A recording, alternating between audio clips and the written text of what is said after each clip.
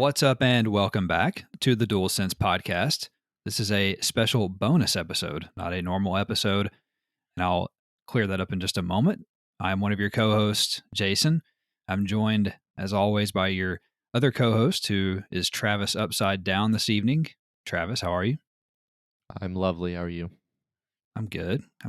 And we're also joined by a very special guest that we have been teasing a little bit on the Twitter.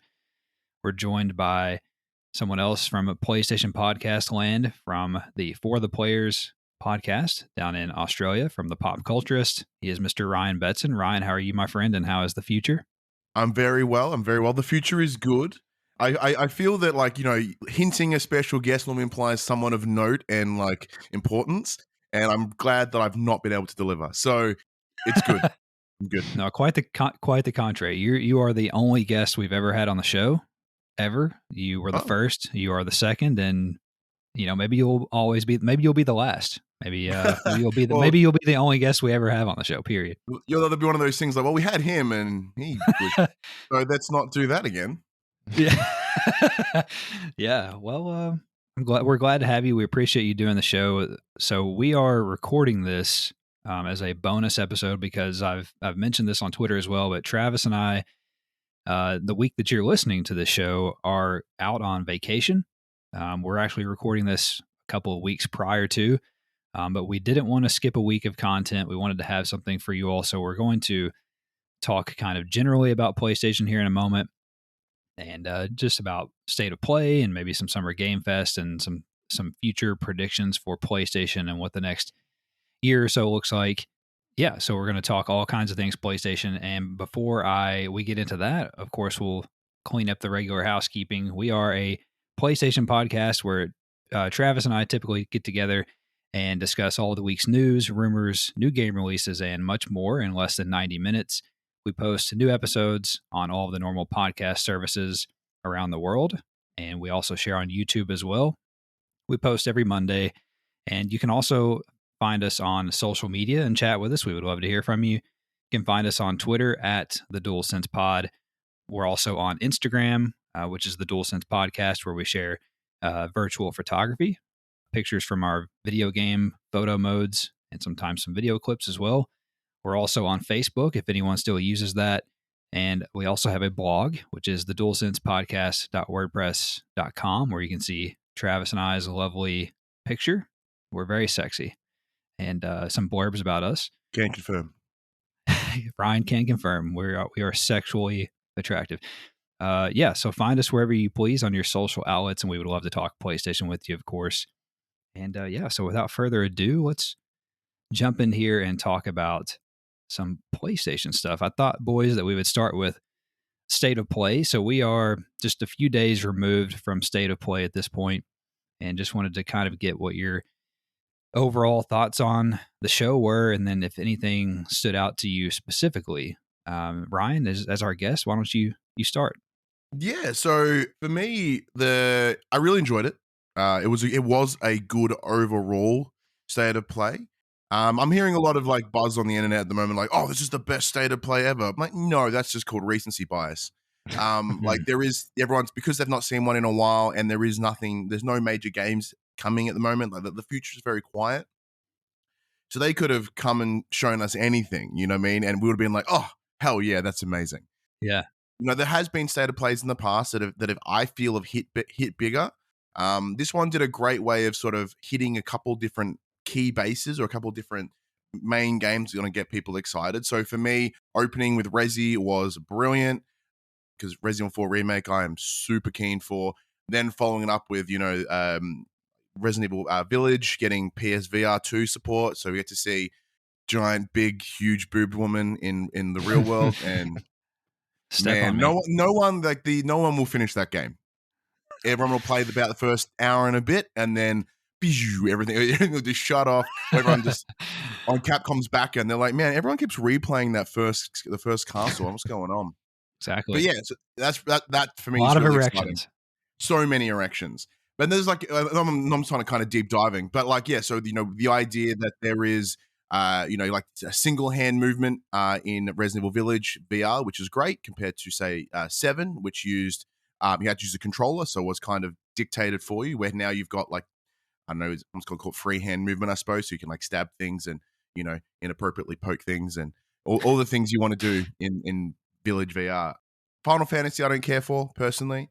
I'm not a Hey. big Final Fantasy guy. Look, weeb shit ain't me, all right.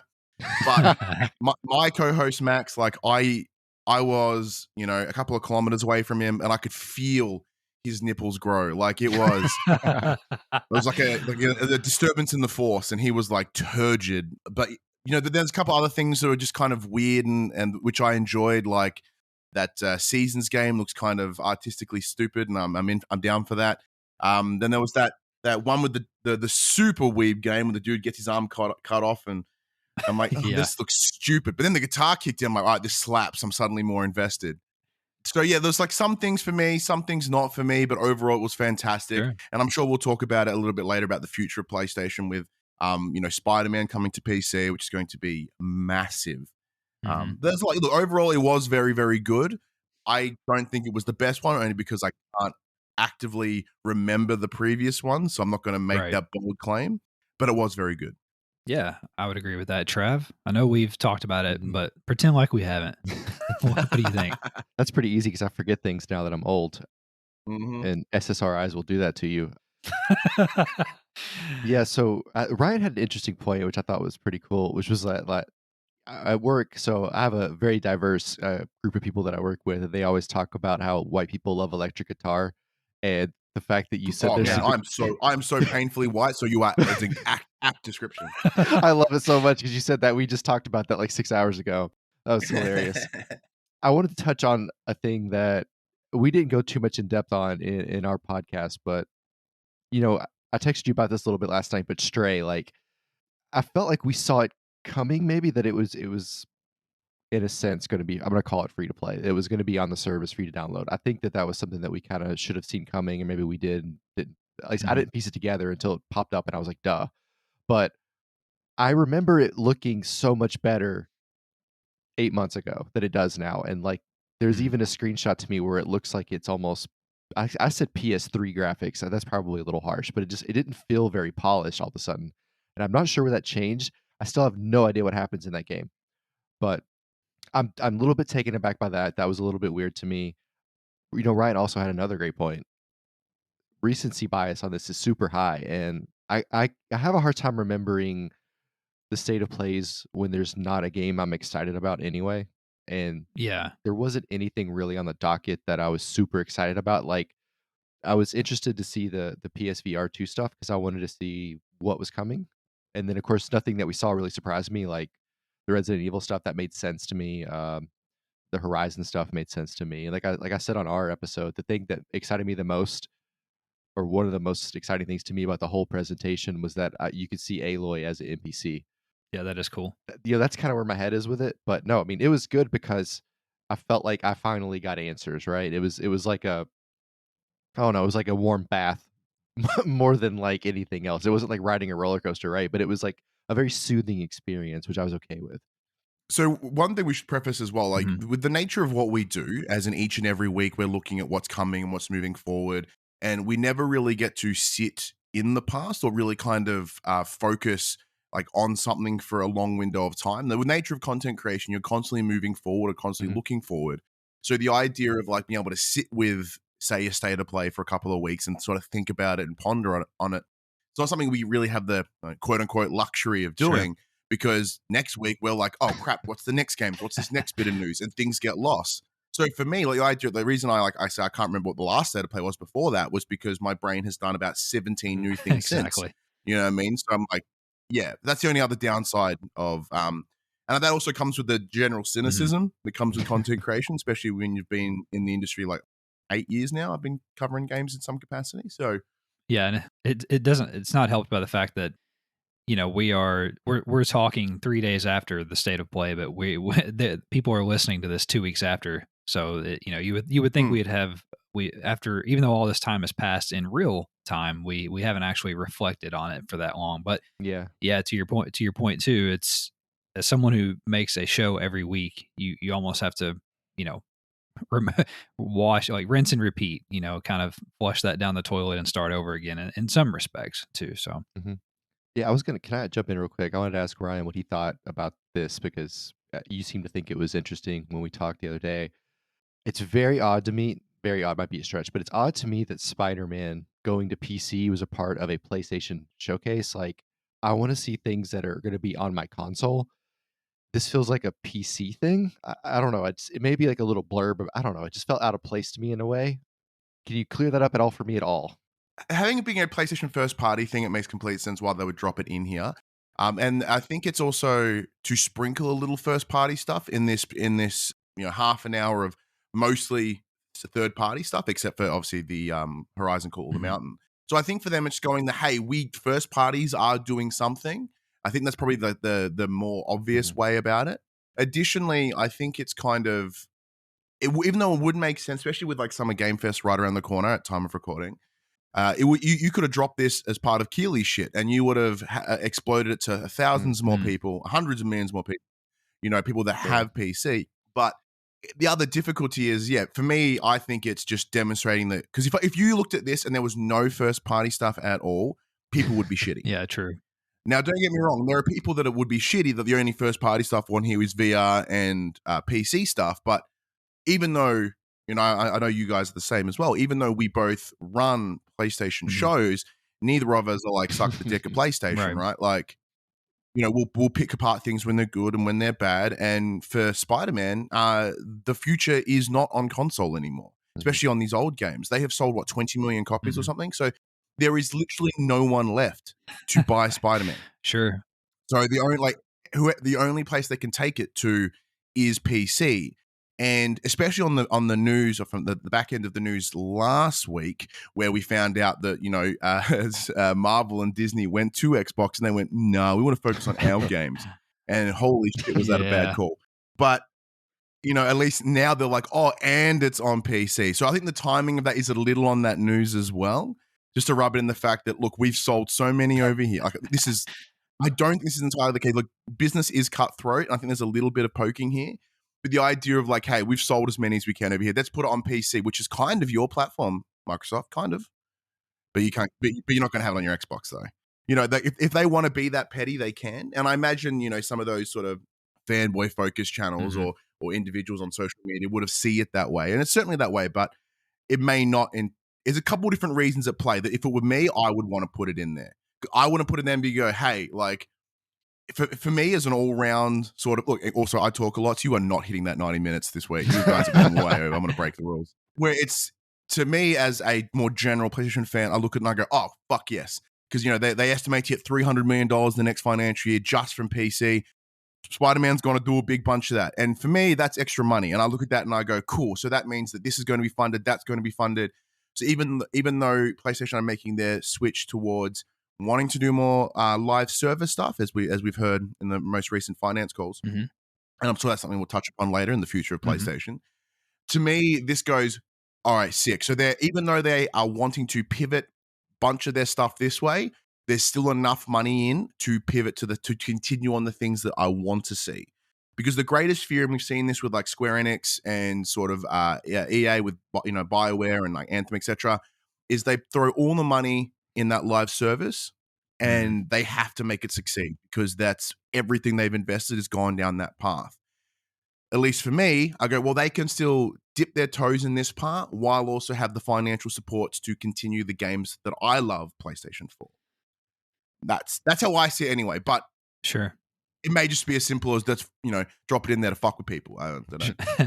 Sure. Travis brought that up on our show that we recorded last night, episode 101, and I hadn't really considered that, but I thought it was a good point. And when you think about it, I guess it is different because this is not really something that we are used to seeing at Mm. states of play and showcases at this point, as them dropping PC releases in there. But that's obviously for Well, all the they reasons that you did just the Uncharted in the last one, so that is true. I forgot about that. Like you said, we forget these things, but yeah, I think that's one of these things for all the reasons that you just mentioned that we're going to get more of these in these states of play in these showcases. They're going to drop these PC, footage and trailers and whatnot and release dates and these things. I think that's just something we have to get used to and we talked last week on the show, and I'm sure you guys did too, about how PlayStation is hiring Mm. staff to create a PC storefront or a PC launcher. So they're obviously going, full steam ahead into this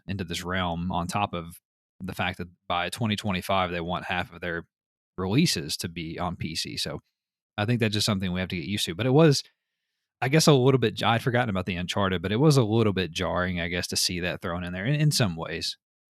What did you What did you guys think about the fact that I thought this was odd that they said, okay, hey, we're going to have state of play.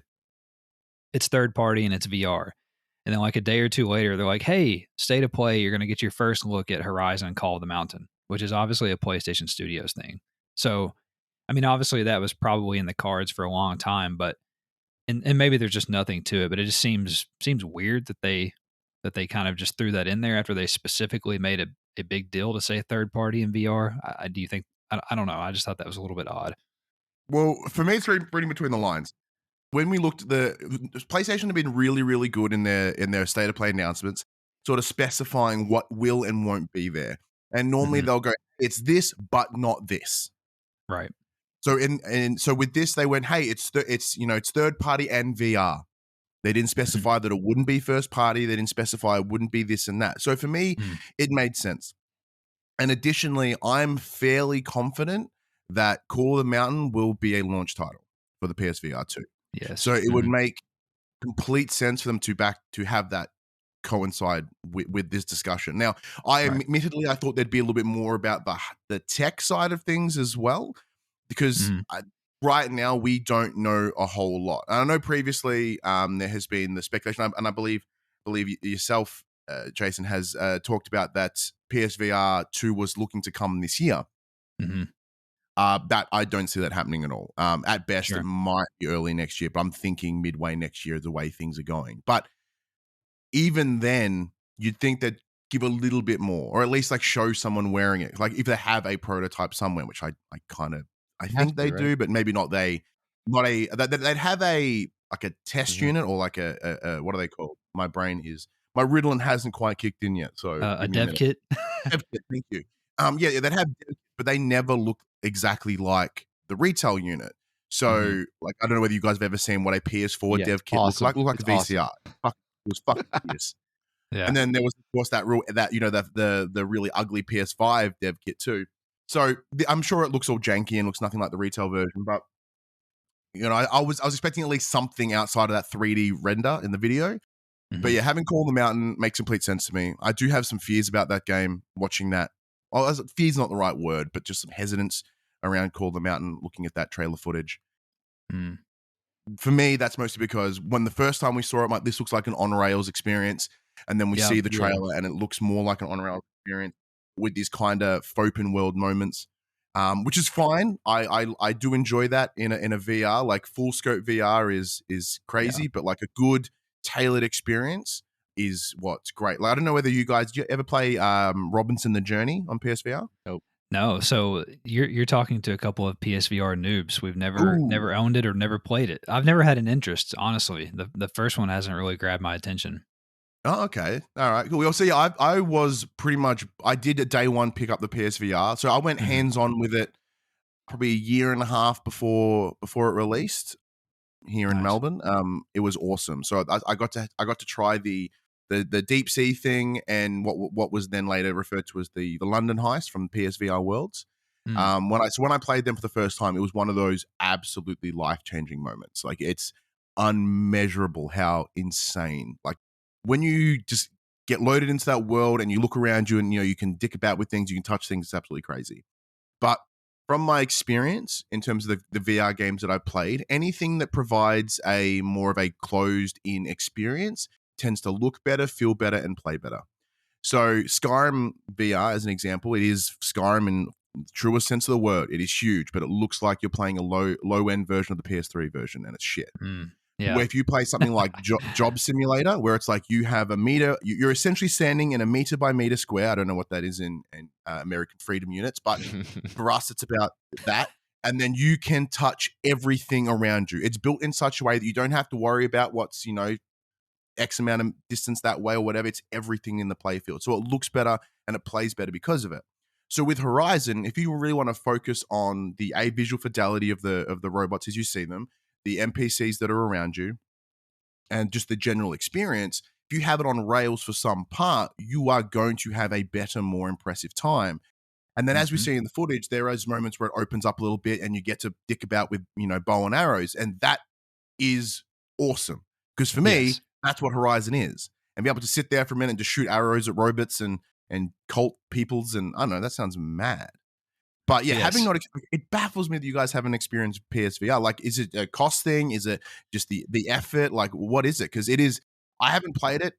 Well, at least since I moved into this new house, and I've been here 6 months now. Because it's such a prick to set up. Yeah, that's what I've Yeah. heard.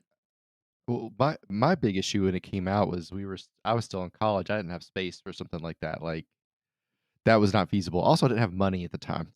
But I have played other headset things. I've played like Oculus. I've played with like an Android kind of headset on a PC type thing.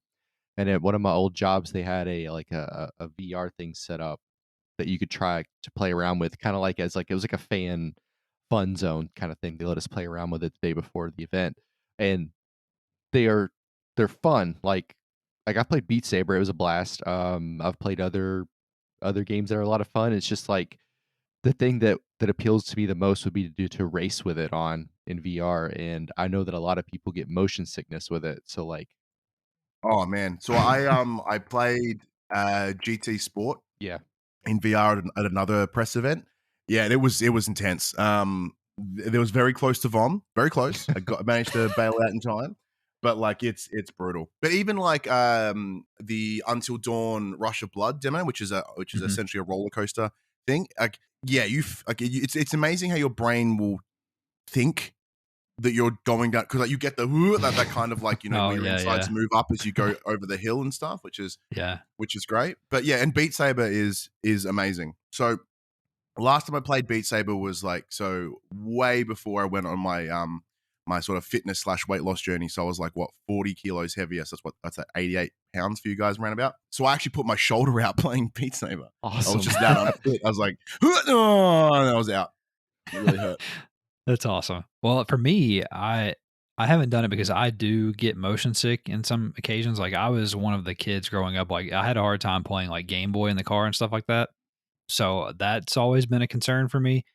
And then to be honest, I just feel like I felt like it was too early to dive into VR. I felt like it was, it wasn't where it was headed to. And I think what I've seen though, however, of PSVR 2, it really has impressed me so far in terms of the specs that we know about, what they're doing with the haptics and everything, and the new controllers and so on, and then some of the games that we know are coming. And I don't think they've announced it yet, but I know Travis is excited about this too. But if they ever put Hitman 3 on PSVR 2, that'll probably be what really sells me. Although Horizon has me really interested in it as well at launch, and some of the other ones. I actually think the Walking Dead game looked pretty cool. It looked like a VR like Dying Light sort of thing, and I thought that was cool. Yeah, so like Hitman 3 did have the PSVR port, but I understand like you want that next level like oomph. Yes, Because even I exactly. think Shuhei Yoshida said it sort of around the launch of the PSVR, like this is our PlayStation 1, in that like we are trying everything for the first time and it will grow, it will get better. So with Hmm. this essentially being considered your PS2, like think about the jump from 1 to 2. It was Yeah, huge. And I think it this will was. reflect the same thing. Now I did cut you off, Travis. What were you saying? Sorry. I think he was just dying. Cool. So, so backing up for us just a second. So one of my, or well, I guess my favorite game from the state of play overall was the Roller Drome game. I love this, by the I way. I fucking thought that game looked awesome. I don't know if that spoke to you at all, Ryan. I think Travis is intrigued by it, but I don't know if he's in for sure. But I am all the way in on the Roller Drome game. I thought that was my favorite game of the whole thing. And then Stray, I thought looked really good. I don't think I would pay for it. I hate to say that. I don't know if I would buy it right off the bat, but the fact that we're getting it on the plus, on the premium and the extra tiers is fun. And then I did want to say, because you mentioned the that Eternites game, the dating sim action RPG thing. Travis asked me on our show if I was into that, and like part of me is as out because I'm not really into the weeb shit, as you said, like and that like persona, like dating sim, manage the calendar, manage your time, all that type of stuff. I'm not into that. But when they showed the combat, I thought that actually looked really cool. So Mhm. those were some of my like 3 favorite ones of the whole show, I thought. Roller Drone for me was a little bit interesting, especially with like, even though it's not the same because Roller Champions, just came out at the time of recording. Like it isn't, they aren't the same games. Like this one's a lot more like combat heavy. But Mhm. having two drop at the same time, it's almost like when like a bunch of movies come out at the same time. Like who the fuck both thought about volcano movies at the same time? Right, right. So for me, Roller Drone looked not that appealing. There was a lot of empty space, which I didn't like. The Yeah, art that is true. style didn't quite land for me. Now I appreciate that it's made by was it Roll 7, the guys that Mhm. do Ollie Ollie World, Mhm. the most recent release, and the style in Ollie Ollie World looked really cool, but on a 2D plane, it really pops. In 3D, it doesn't, that cell shaded doesn't quite land for me. Like even Borderlands, Mhm. like the first one, it looked cool because it was unique at the time. But there are some parts sometimes for me it doesn't seem to land. And this, I'm now granted when I first watched it, it was on my phone because I just put my car into the mechanics and I was getting an Uber back to my house, watching it on, like getting really excited. Well, this dude in front of me has no idea what's going on. Right. And yeah, like for me, it just didn't jump. Well, that's fair enough. That's fair enough. So I can't rely on you to play roller drum with me in a couple months. Then is what you're saying. Look, I'm like if I'll seek out a code. I'll seek out a code for funsies. But Mm. and as you mentioned, now I haven't touched upon it yet. But the Mhm. whole Stray with the PS Plus thing, we mentioned it earlier. Like that Mhm. at time of recording is still not available in this country. We don't get it until the back end of June, and even then, we get Right. a real bastardized version Really? because we don't have PS Now in this country, in Australia. We don't That have is it. that is true. So what is that? I've read about it obviously, but I've forgotten to be honest with. So what does that mean for you guys specifically? So essentially, what that means is we get a kind of shit tier in the way that like there's the three tiers. There's essentially 1, 2, and 3. With 3 being what was the complete amalgamation of PS Now and PS Plus. So we get kind of 2.5. It's not quite second. It's not quite the third. It doesn't have any of the PS3 games because they all run on the Now services. It's very unimpressive because like most of the shit that I want to play are the PS3 ones. Like I'd love to play Infamous again. I'd love to play Resistance again. Now, don't get me wrong. Like we have been speculating for the longest time about PS Now coming out here in Australia. The internet here is better than it has been. Now, friends of mine who run another PlayStation podcast out of Australia. There's only 3 of us, so it's super easy. They're called the Platinum Explosion. They did some research a little while ago, and they discovered these job openings in Adelaide, which is sort of right in the middle of Australia, in the middle line south. So there was this job opening for essentially a server farm based out of there. And as of yet, nothing has ever come out of it outside of that original job listing. And we know it's still going, we know it's still active, but as of right now, they've not announced what it's for, what it's working on, etc. And it's not as like, PSN has been working here for the longest time. So it's not as if they're supporting back end stuff for the PlayStation Network. So our theory for at least the last 2 years, year and a half, 2 years, easy 2 years, is that Yeah. this is them prepping for PS Now. Ooh, interesting.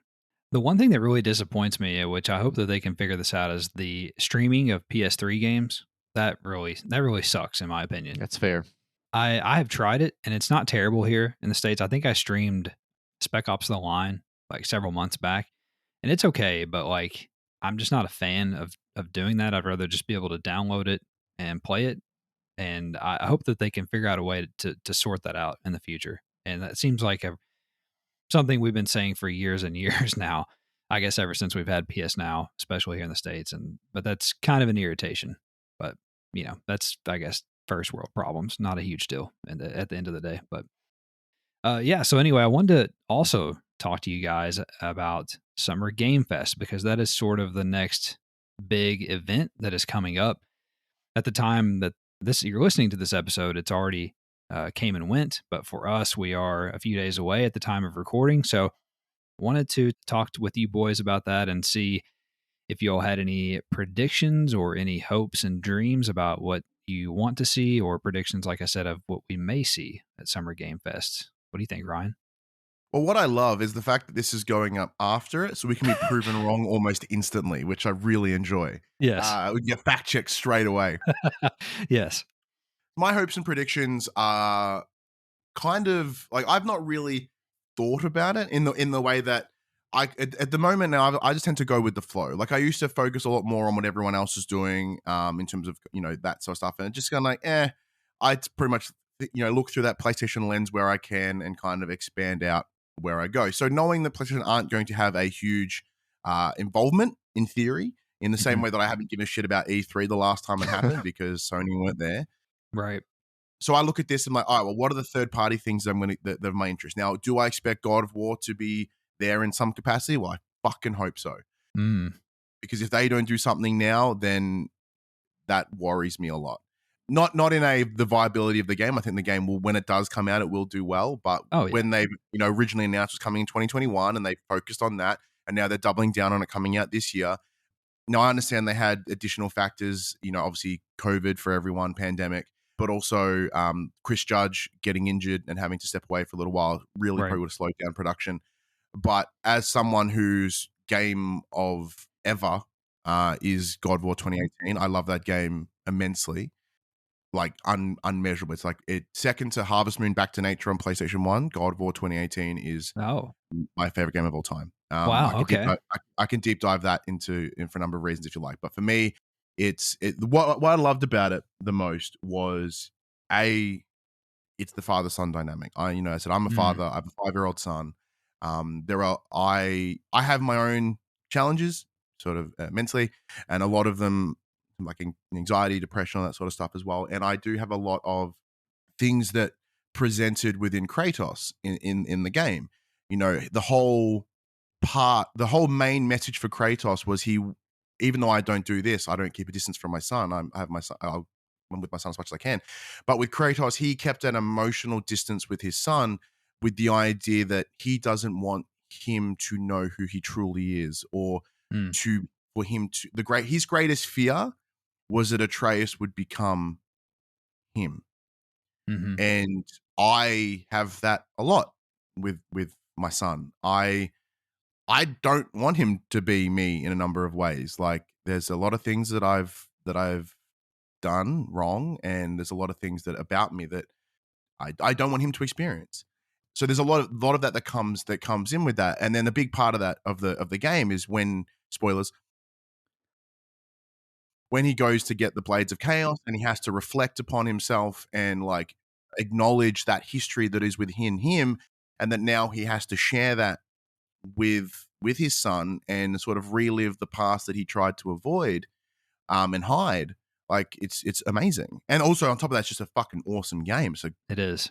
for me, yeah. So even at the start of this year, before a lot of my things in my world changed, I actually had a tattoo session booked where I was getting a piece on my left shoulder that was Kratos and Atreus, with the idea of Kratos with his big shield, sort of, covering it over Atreus, but Atreus coming around the other side, with his arrows cocked, ready to go. Kratos, a big axe, above his head. The idea that, like, we will fight together, but I will still protect you.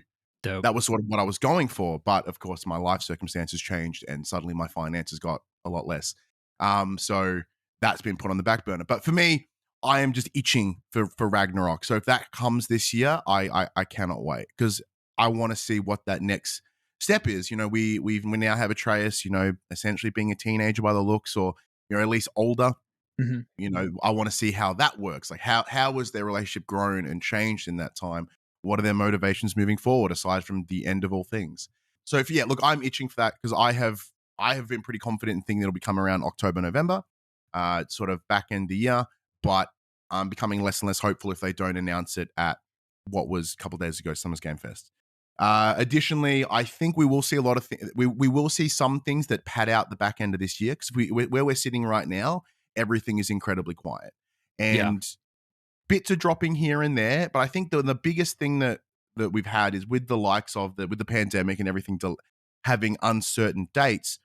A lot of companies are likely to be really reluctant on announcing their date because they know it will move. So we're going to see, I think, moving forward, even in the foreseeable future, we will be seeing a lot of closer dates. It will, a lot of the Fallout 4 approach, the idea of, hey, this is coming out in 3 to 4 months. Because by that time, if they don't have it locked in, then there's a problem. So the idea of like, hey, this is going to come out in, April of next year, like, well, we've got 6 months to fuck that up and then push it back. So I think people will be waiting, boom, and they'll drop it. So with that, like an example like Hogwarts Legacy, I still think that's coming out in September. So for me, I think they will go, because it's a couple of months away. It's a really good time to own that hype machine because it stays prominent, it stays in the news, and it's so right around the corner. Like in an industry where everything moves so fast, as we were saying before, it's week to week to week to week. You kind of forget unless it's happening then and there, and you can buy. Like if something says to me like, "Oh, it's coming out in mid 2023," I'm like, "Oh, who fucking cares? I'll think about it in March." Right. Where if they could say, "Oh, it's coming out in 2 months," I'm like, "Oh shit," because that like marketing will ramp up. Features and all those little things will start popping up, and that will feed that hype. I'm very cynical, so if I can have something that kind of like pumps my hype up in a short window of time, I'm in. We'll see more Call of Duty, even though we normally would have seen something by now in general outside of just a reveal. So even the big hitters are playing it safe, which is interesting. Mm-hmm. I think a big hunk of what we will see today will be a lot of early next year. And I really think that we're going to have a similar problem that we had this year where we just bombard the front of the year. Yeah, I can definitely see that as well. Travis, what do you think about Jeff Keighley's Summer Game Fest? I'm with Ryan in that even though and might want to plug your ears, Ryan, even though I've never played the God of War series, That's fun. I admire a lot about it, right? And part of the reason that I think so highly of it and I've never played it is because, like, you were talking about things about the game that is outside of the gameplay itself, right? It's like the story it creates and the emotions you kind of can invest in it with. And that's the thing about video games that I think people don't always latch onto. I think part of the reason that I liked Heavy Rain so much was a similar thing, like the father son dynamic. I've probably strayed away from God of War in some senses because I don't want to think about the father son thing in my own world. So that is kind of a negative for me, but I do definitely appreciate what it is. And having a game like that, going back to your point about Spider Man being on PC, is this going to sell so much and be so big that it makes other things that I like more likely to happen? So that's exciting. I do expect to see that. I forgot Hogwarts existed already. Forgot that was a thing. And we just had a state of play showcase about it. Well, yeah, we did. That which is perfect for me. And there's going to be a couple of big things that come out this holiday season, and I'm still on board with it being God of War. Hogwarts makes sense to be one. I think there's maybe another one coming that or at least I'm not thinking of right now. But I think a lot of it will be at the beginning of the year, like it was this year, and that might be a new trend that we're seeing. And I'm not sure if that because of COVID, the kind of the cycles moved, and now that's just kind of the cycle we're on because it's kind of like, well, yeah, we'll be ready. We used to be ready in maybe September or August, but because of the COVID backlash or the impact, everything got moved back 4 months or 5 months before we kind of got to a balancing point. So now we're ready in January or February. Do we want to hold it until the next holiday season? Most people don't want to do that, right? They want to release it. So I wonder if Q1 is going to kind of be the new normal for that type of thing. But I would like to see. I have like a white elephant game that Jason has one too. It's what is it, Little Devil Inside Me or something like that? Mm-hmm. Little Devil Inside Me. That sounds hot. I'm Little play that Bill game. was inside. Yeah, Little Bill was definitely inside of me. Yeah, that's the name of my sex tape. That's that. So I have one. It's the Formula One manager game where you just manage Formula One and literally don't drive. And I've only seen screenshots. I've seen screenshots for months. I've listened to multiple podcasts about it. I This couldn't fucking nerd. have a bigger erection about it, but we still don't get release dates or prices. And I don't even know why the hell it would be here, but I really just want it to be there so I'll feel better about myself. So I always have a pipe dream. Like I was hoping it was going to be in State of Play. I have no idea why the fuck it would be in State of Play, but you know what I mean. So here I am. But no, like I think I at least See, I can tell you guys have only done 102 episodes because you still have hope. It's so nice. We're not totally drained and ball busted at this point. Yeah, I want to. My expectation is just to kind of. I think there's going to be three big things this fall, and I think that the two we talked about earlier are very likely to happen, and I hope we see them. I hope Jeff Keighley just brings them out to us on a platter. So I have some very specific predictions for very specific predictions for Jeff Keighley's show here. First of all, I think we already know it's been confirmed pretty much that Call of Duty is going to be there Oh, yeah. for some type of gameplay showcase. That's fine. That's not one of my predictions. My other one, my predictions are number one, that God of War Ragnarok will be there, and there will be a trailer with a release date at the end. That release date will be in September. My second prediction is that Hideo Kojima will be there by video conference, and he will reveal Death Stranding 2. Ooh. My third prediction is that Arc Raiders, which is that free-to-play third-person cooperative shooter game from the guy who used to work on Assassin's Creed, I forget the name of his studio, Embark Studio. It got revealed at Keighley's at the Game Awards back in December, and they've kind of gone dark, but they've dated it for 2022. I think Arc Raiders is that game that inevitably stealth releases during the show, straight onto consoles. So those are my like three really specific predictions for the show. Is that God of War release date announced? Excuse me, September. Death Stranding 2 announced, no date, and Arc Raiders stealth drops during the show. Is there any feedback? What about the pirate game that the Taiwan government made them make? Singapore. Singapore, yes, Singapore. that thing. Sorry. Listen, I'm trying to make sure we don't get play in China by saying Taiwan's real, okay? Taiwan is a country, but so is Singapore. So okay. Right. Yeah. I feel like I feel like Ubisoft is like going to be off the grid for some reason, because they said, I guess they said this week that they're not going to do a show in June. I mean, I guess they could still, if I don't know. Well, let me back up. So if Ubisoft is going to show something at Summer Game Fest, my money is on Avatar, Frontiers of Pandora game. But I think your pirate game is coming this year though, Travis, because it just got rated or something weird. Didn't we talk about that on the show? Yeah, it was in Korea. Yeah, that's right. So, and God of War recently was rated as well. And Korea's like just going hard. always spoiling all the dates. Yeah, and it's always South Korea. Yeah. Yeah. It's a nice Korea. It's not the naughty Korea, like it's all good. Yeah. There's a couple other things that I think that may drop. The kind of games I've just forgotten about. I've just pulled up a list here to sort of like, hey, these are things that are expected to come this year. Okay. And one of the ones I forgot was like Marvel's Midnight Suns, which is that Marvel XCOM game. Like that has gone completely silent. So it wouldn't surprise me if we saw it here in some capacity. We may not get a date, because I think they kind of said 2022. I don't think they really, because originally got dated and then pushed almost like from memory. It's also been rated. It's been rated as well. Well, there you go. Well, that would be kind of cool. It's something fun for the back end of the year. I really love your pitch for Death Stranding 2, because like that would be amazing. I loved Death Stranding. Like I shat on it immensely before it came out. Me too. Mostly because like I had this weird dichotomy within myself with the idea of I'm like, well, I love Metal Gear, and Metal Gear's batshit. Yeah. But do I love Metal Gear or do I love Kojima games? And then after playing Death Stranding, I'm like, oh no, I love Kojima games. So for me, like it's one of those things where like if there's Death Stranding 2, sick, I'm in. Like now in, balls to the wall crazy thing, if we ever do get a Kojima Silent Hill project, like that would be the best. I don't see that happening. Because I think that's just something we're all holding on hope for what may never happen. You're right. But yeah, if he knowing that he and Keighley like kiss sometimes, it makes sense why Kojima would show up or something. Yeah. But yeah, other than that, like I'm going through the list here of what I'm looking at. Was a VG 24/7. They're normally pretty good.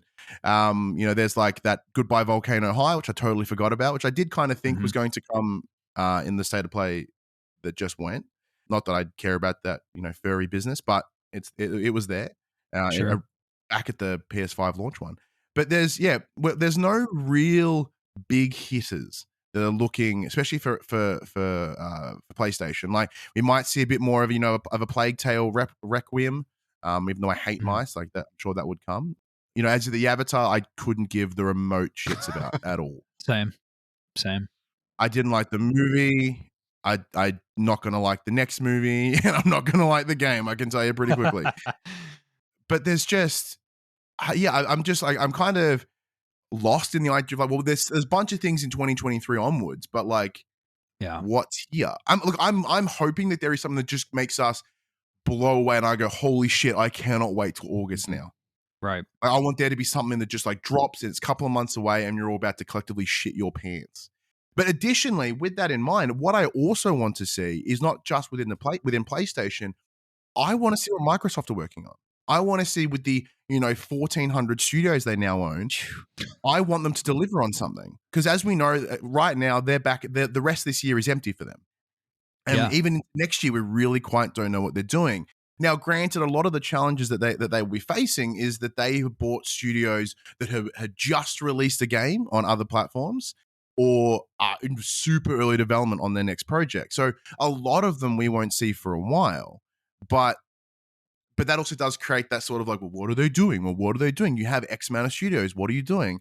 Especially on the back of like, even though I think Microsoft are unfairly criticized when it comes to the delay of Redfall and Starfield, because they were in development before they were purchased. But as they are all lumped under the same umbrella now, yes, it's kind of unfair, but they deserve that. They are now lumped in that criticism, and they will be for the foreseeable future.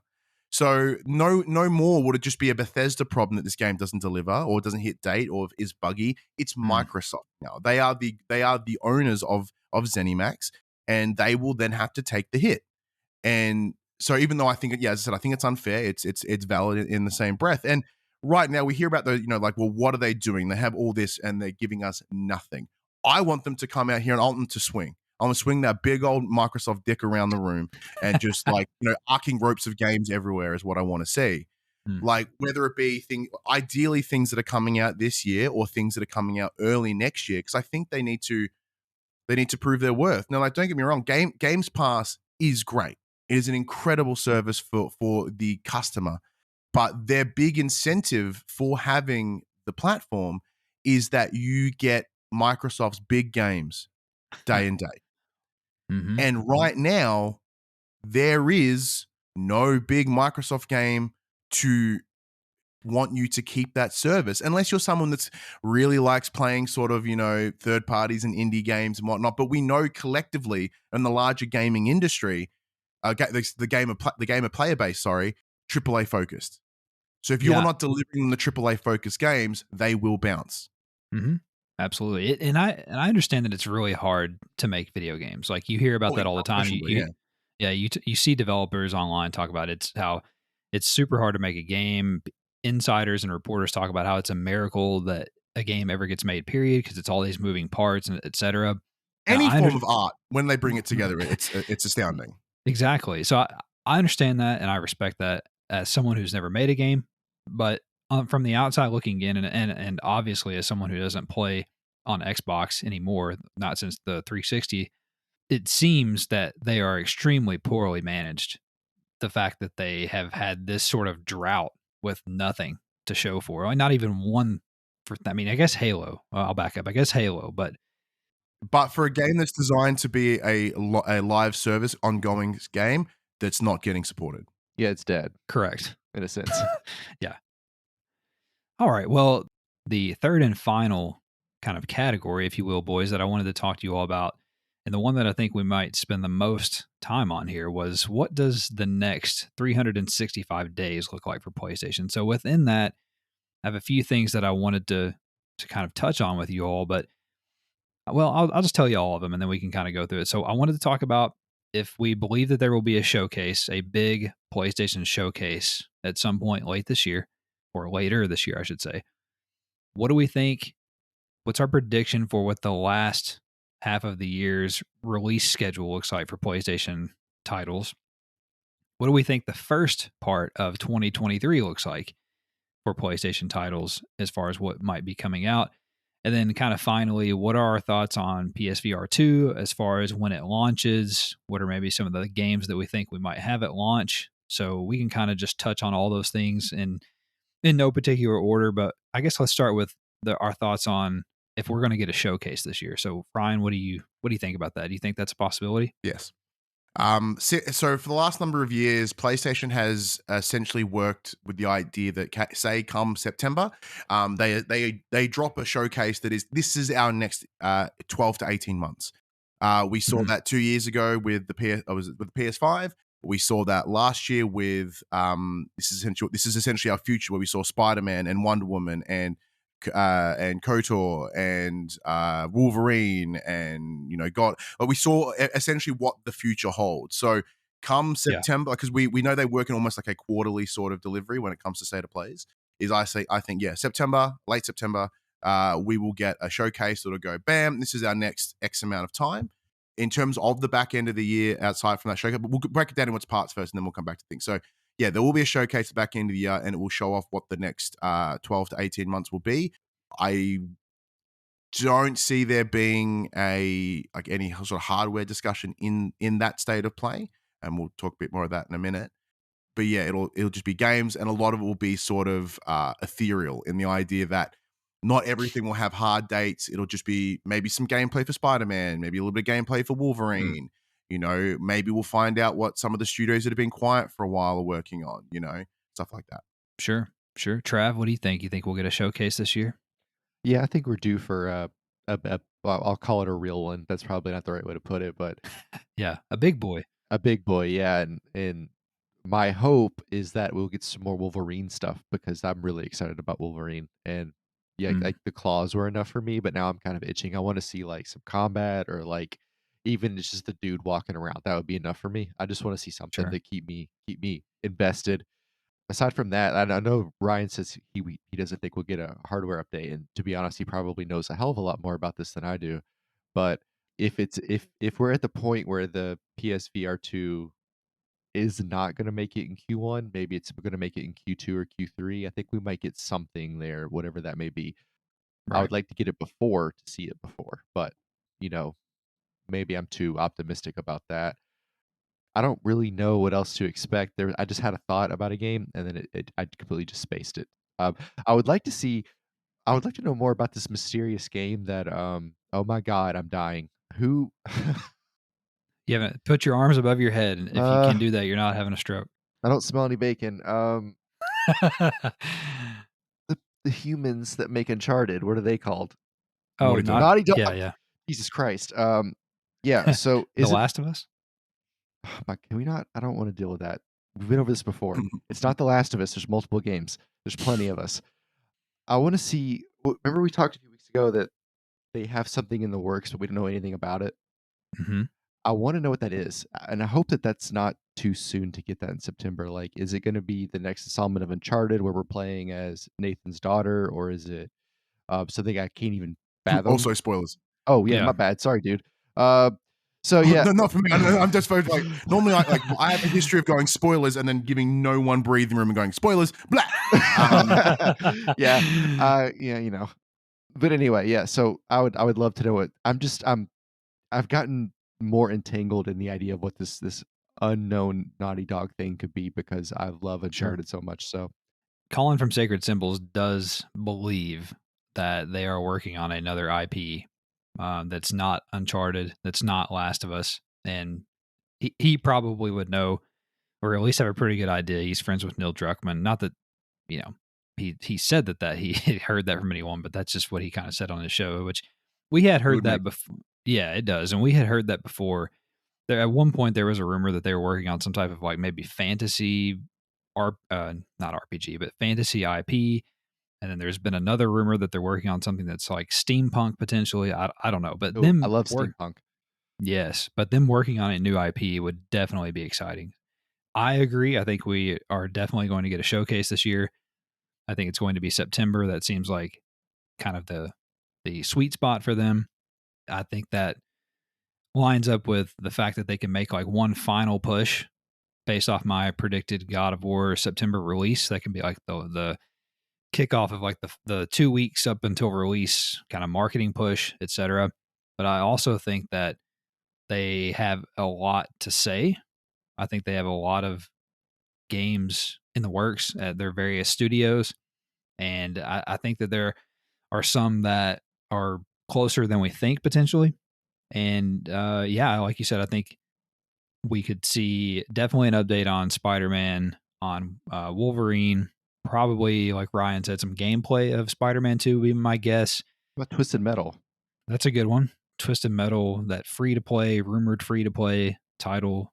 They have a lot to that they could potentially show. So I think it could be a big one. I think I'm going to digress from you all a little bit and to say that I think PSVR 2 will be there, in the sense of that maybe they put a date on it.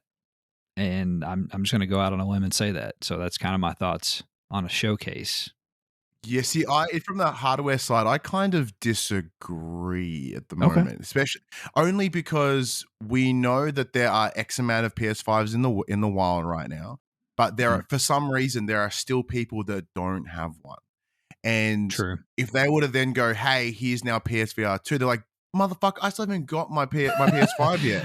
Yeah, that's true. Like there will be a collective, blast on the internet. So even if this showcase was amazing, which it could be, if they put the PSVR 2 in there, it will bury any good news that comes out of the showcase.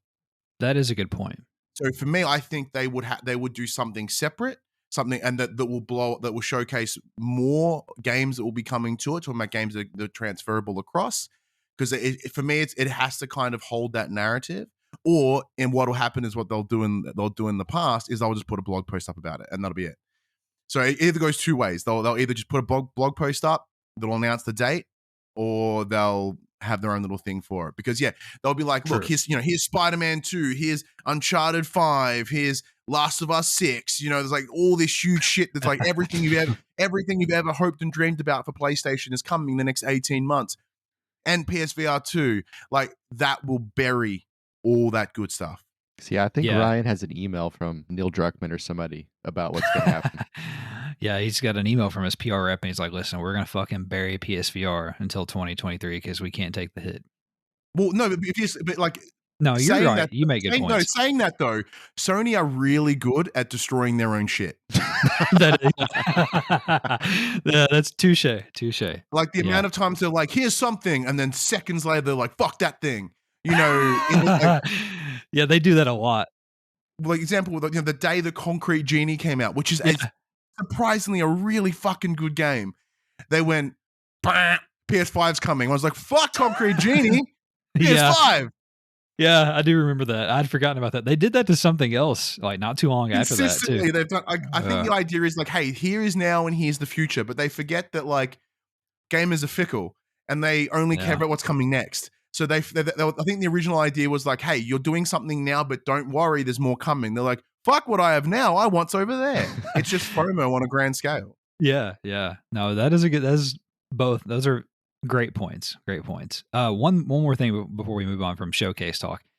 They better fucking show a SOCOM reboot at the fucking showcase. And they also better fucking give me a release date for Little Devil Inside. I'm so fucking tired of waiting on that. And if they hadn't shown so much gameplay to this point, I would sit here and tell you guys that that Little Devil Inside was the next Abandoned, because it's been fucking in development for like 7 or 8 years and we still don't have it. Anyway. Do you want that more than a Metal Gear remake or a remaster? I don't know, man. I want that.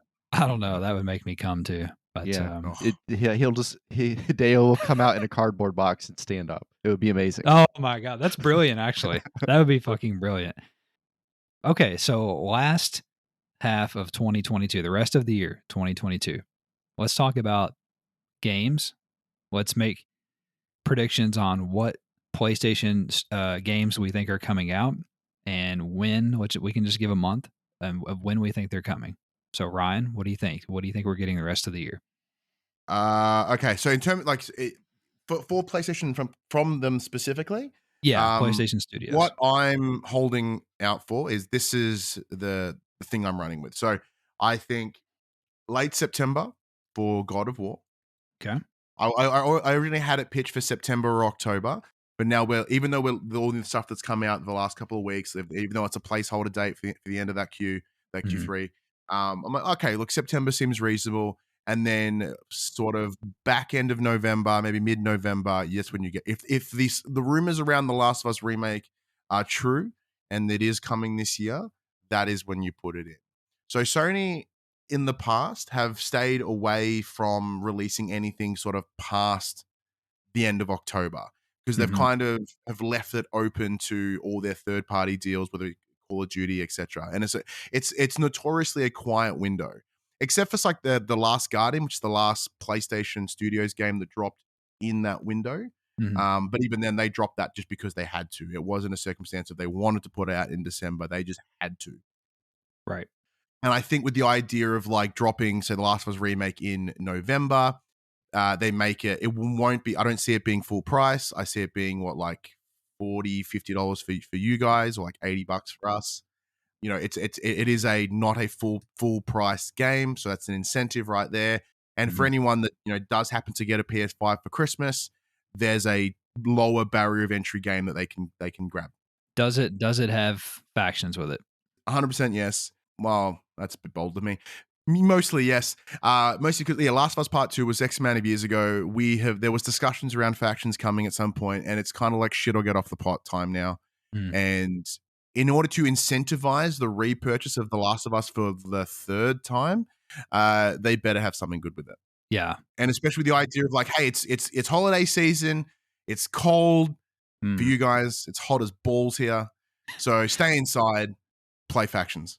Yeah, I actually think it will come as well with factions. So it just seems like that makes sense. I'm wondering even if they do some type of collection, like it's Last of Us remake, it's a native version of The Last of Us Part 2 for PS5, it's factions. I wonder if they do some type of whatever, the Firefly collection or some shit like that. Ooh, I like that. I'm curious about that. And then they can charge, $70 for it or whatever, or maybe more potentially. I don't know, but I'm just But curious. But $120 Australian. right, dollary dues. But I do think without a doubt that factions comes this year. But what do you think, Travis? What do you think is coming from PlayStation this year, the last half? You guys keep harping on God of War in September, so I'm just gonna say it's in October for funsies. Oh, okay. And we know that we know Call of Duty's like what around Halloween, so that's not for Yeah, it is PlayStation. the 28th this time. That's new. Yeah. Yeah, normally it's middle of November. Yeah. That's Yeah. interesting to me. Just I thought that was odd that it was seemed like it was early this year. Hmm.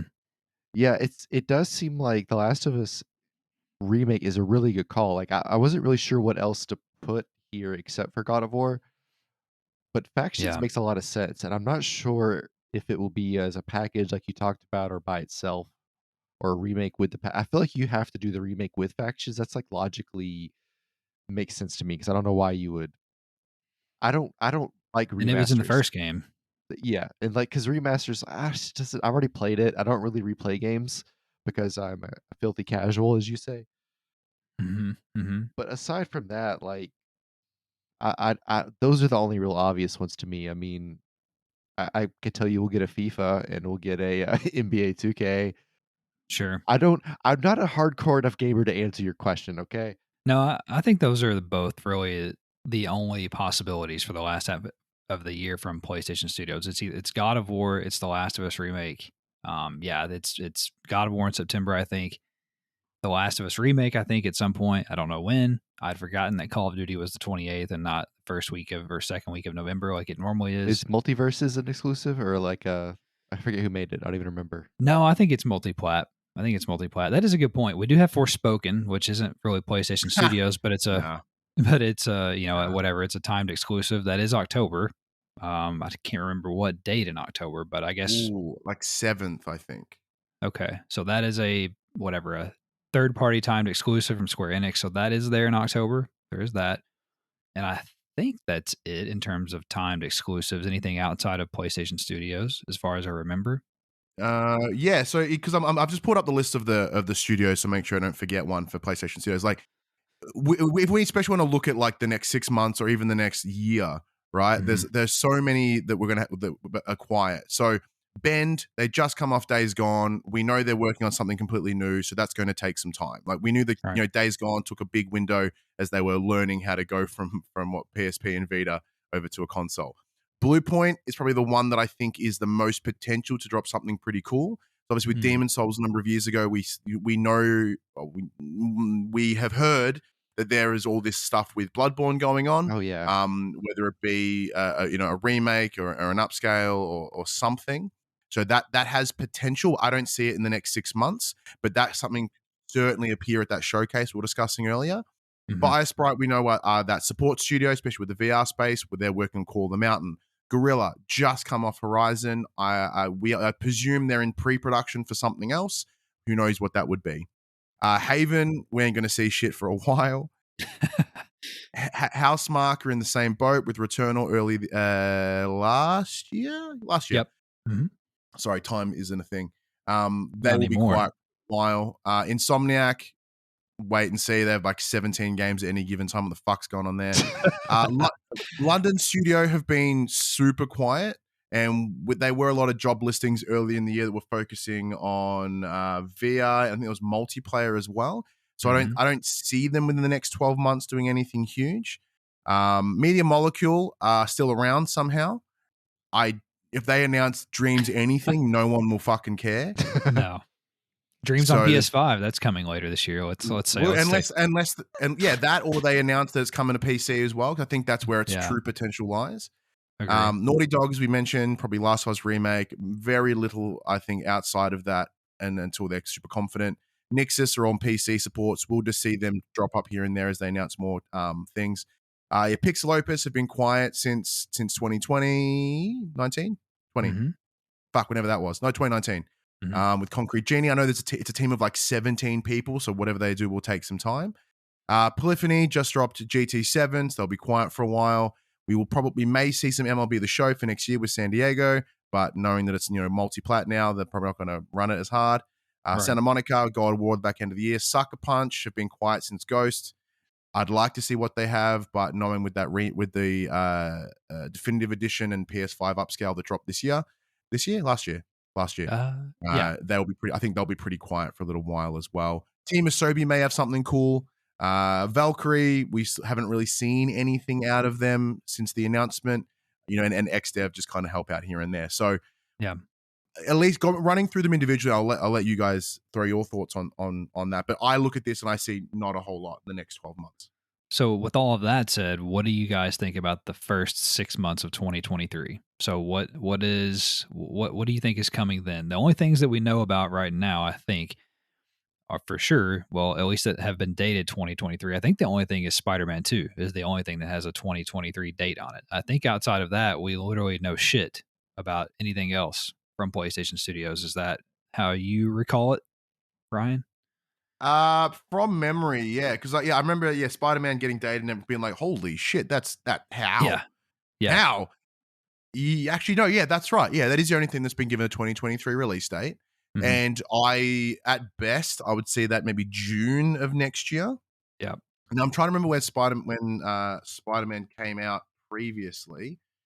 When did that one come out? Let me do a bit of you Googleizing here. September. That was later than Yeah. I remember. Yeah. So there's that. So that was back later in the year. I kind of see it mid next year at earliest, at Mhm. absolute earliest. I would agree with that. Do you have any other thoughts on what we might see the rest of the first half of the year? Because we know that historically, Sony has always had something in the first part, at least one big game in the first part of the year. Like between February to April. So, do you have any thoughts on what that might be? I don't. Once again, going through that list and having an idea of what people are working on, I think they'll be sort of reliant on their second party dealings Hmm. in that early part of the year, unless presumably maybe they had this. This is all in the proviso that Ragnarok drops this year. If it Sure. doesn't, it's Q1 next year for sure. Like they can't push it any later than that. And possibly they've sort of kept that area open with the idea that Ragnarok may roll over. Who knows?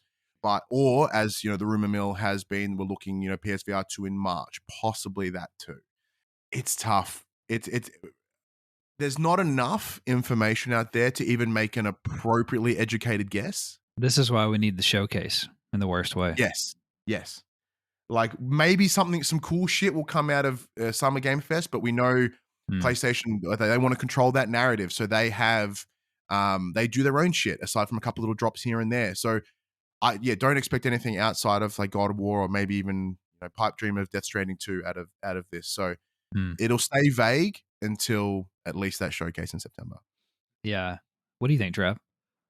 Yeah, Spider-Man 2 is the only thing I can think of, and when I say Spider-Man 2, there's a 0% chance it's in Q1. Like it's got to be middle of the year, the earliest. But I would even be willing to bet it's later than that. I feel like that these windows have gotten so big now with these game releases, kind of like what you guys talked about earlier, and part of that could be COVID, part of that could be the cyberpunk whiplash. It's not the word I want. The cyberpunk reaction to how badly that went. So I'm not really Mm. sure. I think Spider-Man will be there at the end of the year. Having it open if God of War slides, that's a great call out. That seems feasible to me. My gut says there'll be something there, but it won't be from a place we expect. So maybe it's a studio they buy between now and then that has something coming, or True. I didn't. I forgot that they're super focused on acquisitions right now. so It's a that good would be point. my guess. And then why not Horizon on VR too, right? Why not? Why can't that be the springtime release if things kind of Mm. line up and we have the supply chain, et cetera, et cetera, et cetera. So like that's seems decent. If we get God of War, a VR, and then a Spider-Man, that's like a decent kind of 12-month range there, 10-month range. I could live with that. Yeah, I think you guys are dancing around all of my thoughts as well, and in terms of what the first 6 months look like next year. I think some of the pieces are starting to come together in terms of, I mean, not officially, they haven't said anything, but we know that they have, based on their financials, they have 2 live service titles launching by the end of March. I think that one of those is The Last of Us multiplayer, like we talked about a moment ago. That seems likely to be coming out this year at some point. My opinion on what the second one of those would be, which would be quarter 1 of next year, is the Twisted Metal free to play game. I think there is synergies between both the Last of Us TV show that apparently rumored is coming early next year, and then the Twisted Metal television show as well, coming to Peacock at some point next year. And I can't imagine what other free to play game would be coming, that because I don't think we've heard even rumblings of any of what the other ones could possibly be, that at least that I remember. The only 2 that I can think of are The Last of Us with factions, and then Twisted Metal has been rumored quite a bit. No, you are spot on. Off the top of my head, like I can't even forgot about the Twisted Metal thing. So yeah, you're Hmm. actually there because we know that Haven's working on one. It's probably the only other main live Hmm. service that hasn't been really dropped. Right. Top of my head, I think that's it. Yeah. So I think Twisted Metal actually quarter 1, and I think that's been in development for a while actually. And then I think that the reason why we don't really have anything clear, well, for a number of reasons, but I think one of the main reasons why we don't have a clear, like, hey, this is what we think could be the first quarter, late winter big first party release or PlayStation Studio release, is because, and my guess is that this is when we get PSVR 2, is in the first few months of the year. And I think that, and this is a good segue too. I think that's when we get PSVR 2. I think that's when we'll have Horizon Call of the Mountain and some of these other ones. I think, Ryan, you touched on another thought that I have, that Team Asobi, I think, is maybe making another Astro VR game for PSVR 2 that's just potentially a launch game. That's just a kind of shot in the dark from me. And I feel like they're going to fill me, they being PlayStation and Sony, they're going to fill the void for a big part of the first part of the year with PSVR 2. And then probably the next thing after that would be MLB The Show in May or late April typically. Well, actually, I think it may have come in late March this year, but Yeah, it like was a late bit March. later this year. Yeah. Yeah, but like late March to early May for the show, and then summertime for Spider-Man will be my guess. And then after that, I really have no idea. But I'm of the mind that we'll have PSVR 2 within the first few months of the year. So I'll segue to you boys in terms of, what do you think about PSVR 2, when it's going to come out, etc. Ryan, go ahead.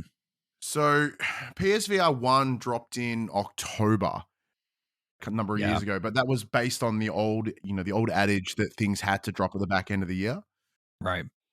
And we've seen, I think Colin talked about this in Sacred Symbols this week as well, with the idea that since the Switch dropped in March, the the floodgates are open now. You can drop something whenever, and if people have the money and are interested, they'll buy it. My Interesting. my greatest fear around the PSVR 2 is that whole narrative, like, I barely have a PS5 yet, and you want me to buy this?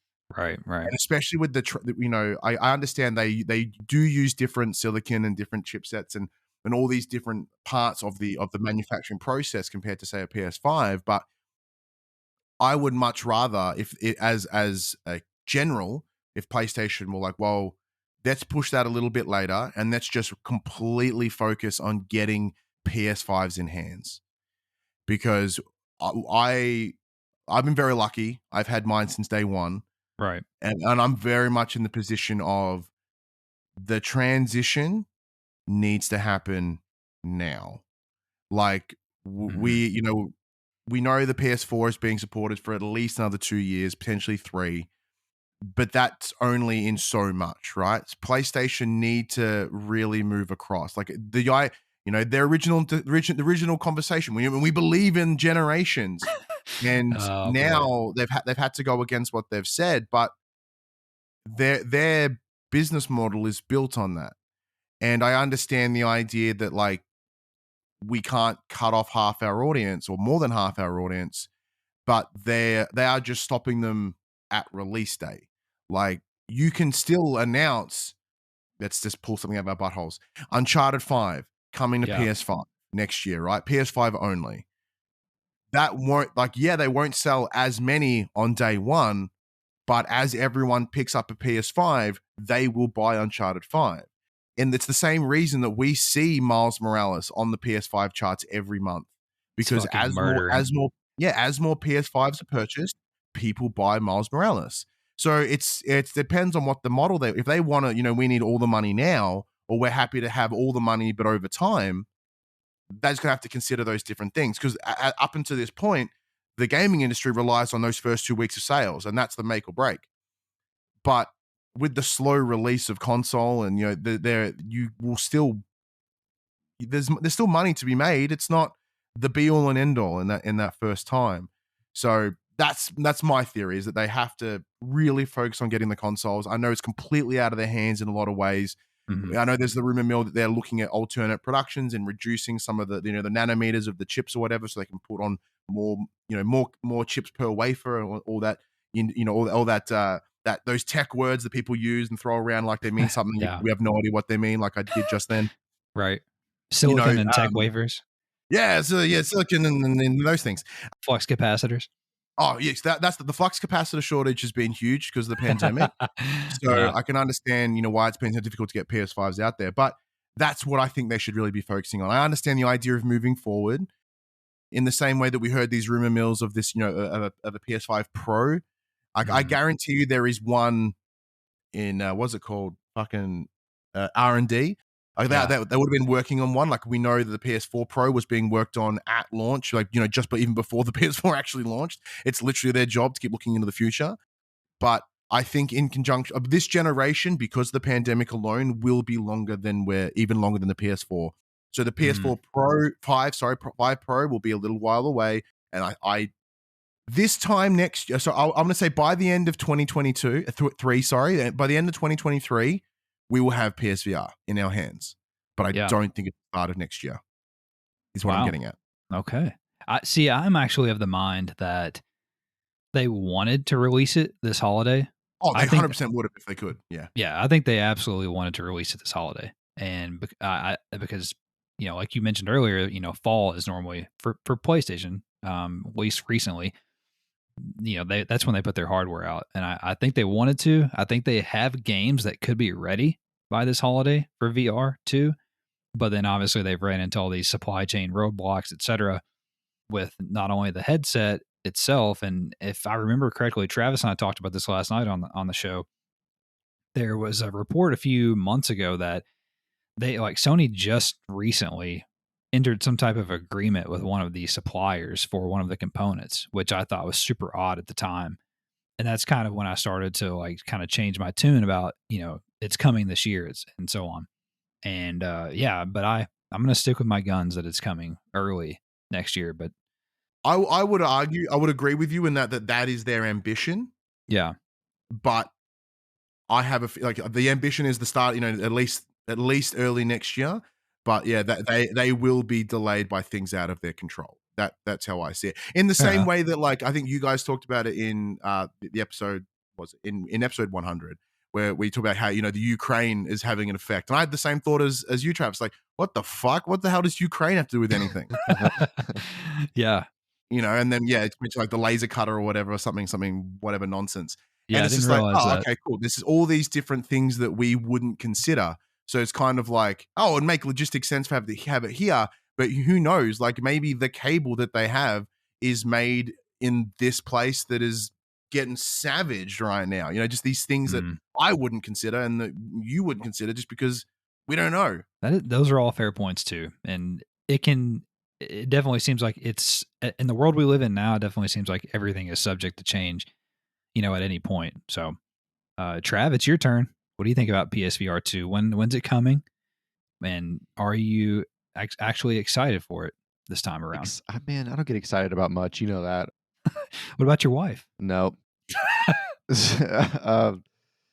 It's so hard to predict because it's PlayStation, and like we've talked about before, like they're sometimes they're all over the map, right? And then, like they'll, like Ryan said, they'll throw one thing out and they'll turn around and shit on it. So it's like, Mm. what are they gonna? It's hard to say, really. Like I'd be willing to bet that by the end of this year there is a working model of the PSVR 2 that is spec'd out, that works the way they want it, that is functional, but there might only be one in the world, or there might only be 100 in the world. Like, we won't have Jim it. Ryan's gonna wear it backwards. Yeah. So like, it's gonna be like, it's gonna I be just got fun. that visual image of him just like holding the controller weird with the Yeah. having the PSVR, but on that, like, like the back in the day when you have your hat on, but it twists to the side, Yeah. like that. He's a big fucking gamer. Yeah. He's like, this is makes really sense. He's like, cool, I'm down guys. with the kids. I'm Yeah. down with the kids, man. What's up, fellow gamers? Yeah. It reminds me of when they announced Microsoft Windows, and like Steve Jobs and Steve Ballmer dancing. Yeah, that's great. But sorry, you're saying they're gonna have you think they're gonna have like a final production model ready by the end of this year? Yeah, Is and what you're like, thinking? I don't know that we'll see it, just like we don't see the dev kits really until years later, like when the NDA expires or whatever. But I think that they'll have a for sure working model, which to me means we'll have it next year, but I don't know when. I said earlier, maybe in the spring, it could be a Q1 thing. Like, I like the idea of March because, we're coming out of the seasonal depression we all get. Everybody's excited to go outside and spend We're money. coming out of it. Uh-oh. Oh, you're going into it? Sorry. Oh, I'm diving in head first, man. Woo!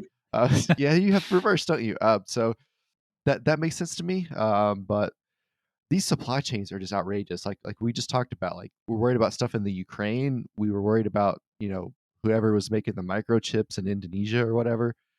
These contracts they sign with these companies to kind of subsidize those low points. Those contracts really won't come to fruition anyway until 23 or 24 or 25. They said that when they signed the contract. So it's not like we're going to see them for that. Like, we'll see those benefits with the PS5 Pro. So, or whatever else they come up with after that, the new PS5 Pro headset or whatever, the DualSense Point 2. So the all new PlayStation Pro 3DS. yes. So I don't know. I want to say the spring, but I genuinely feel like the later in the year, the better the odds. Just for funsies, I'll say 4th of July because it's our national holiday. America. And I love America. I love guns and Coca-Cola. And yeah, I mean, it's coming next year is what I'm saying. And Me too. if we had no COVID and no supply issues, we would have it at some point at the end of this year. But those things exist, so yeah. Next year for sure. One thing is for sure is that we have a lot to learn from PlayStation. There's so much that we don't know. They have a lot in the works, and we need them to talk. And that's always, at least lately, it seems like that's always what we need for them is that we need info, and we need for them to say something, which they just did have a good state of play, but that's still excluded mostly PlayStation Studios, as we've been talking about. So we definitely have a lot to learn from them as the year goes on, and then hopefully we'll get a showcase that'll clear a lot of this up for us. Hopefully clear up the next year for what that looks like for PlayStation. So we just have to keep on hoping, I guess. But yeah, so we've talked about a lot on the show here. We've made a lot of predictions, some bold, some foregone conclusions, probably. And we've been trying to predict the future quite a bit. We've predicted things that will, like Ryan said earlier, will already have expired and been made to look stupid by the time this even goes live. So we may have to revisit this all at some point in the future and see how we did. And maybe when we find out more from a showcase later in the year, reconvene and get back together and do this again and see how stupid or wrong or right we were. Yeah, I'm more than happy to come back in presumably September and make your show go longer than you promised. Like, I'm more than Oh, don't underestimate me in the editing room, my friend. Yeah, the episode 100, you edited like a champ. It was like 6 seconds off or something. So yeah, impressive. I was sweating. He I was cuts sweating. out. I had to- He cuts out jokes I say. Sometimes I try to see how many awful things I can say to see if he'll leave one in, and he never does. Oh man, I have to cut out a lot of your bullshit sometimes. So, but anyway, well, Ryan, thank you again for joining us, my friend, and it's been a pleasure. It's like I said, it had been over a year, I believe, at least since you had joined us or joined me. I think Travis was gone on vacation that time as well, and I had asked you to step in and special guest co-host for me. So it's been a while, and it was very much appreciated, and it's been a blast. But before we go, do you want to pimp out your show and tell people where they can find you and Max, your co-host, if they've enjoyed listening to your sweet Australian sound?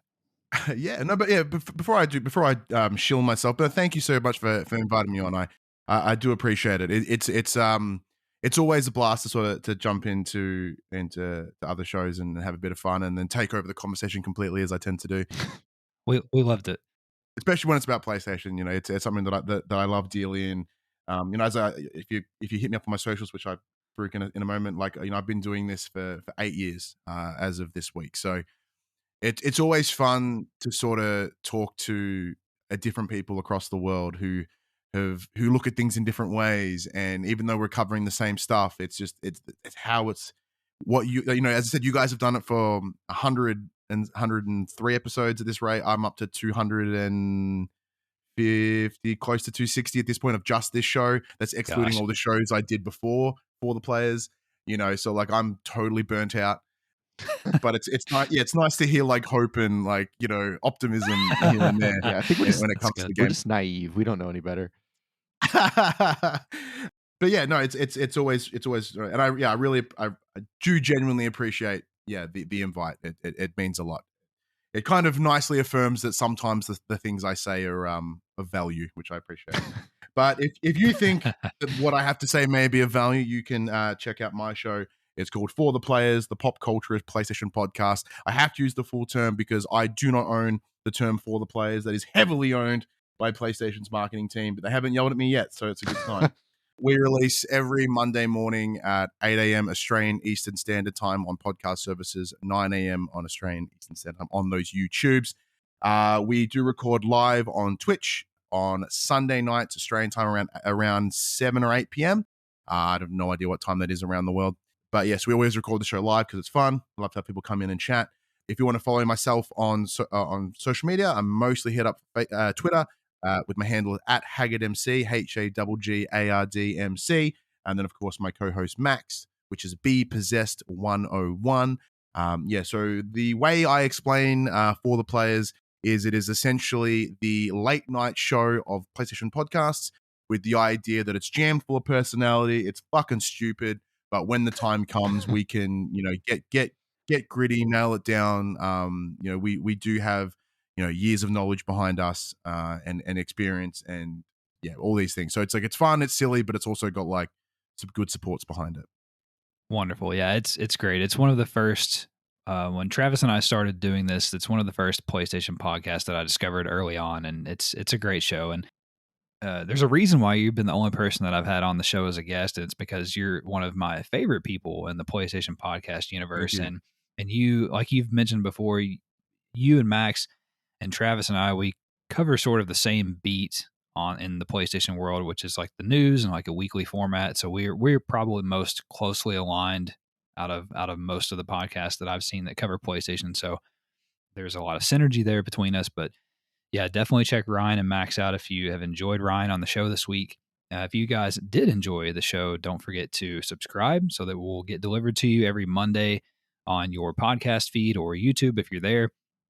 We would also very much appreciate a rating, thumbs up, some hearts, some stars, whatever it is on your service. That would be much appreciated, as well as a written review would be great as well. That helps us fight the algorithmic monsters and demons, as they were. And also, if you could share us with a friend or a loved one who you think may enjoy a PlayStation podcast where they can typically get all of the week's news, rumors, new games, and more in less than 90 minutes, then Not definitely. sorry. He's not sorry. He's unforgiven. And yeah, definitely share us with them if you will. We'd be much obliged. We'll get out of here now. You guys take care. Have a great week, and we'll talk at you next time. Bye-bye.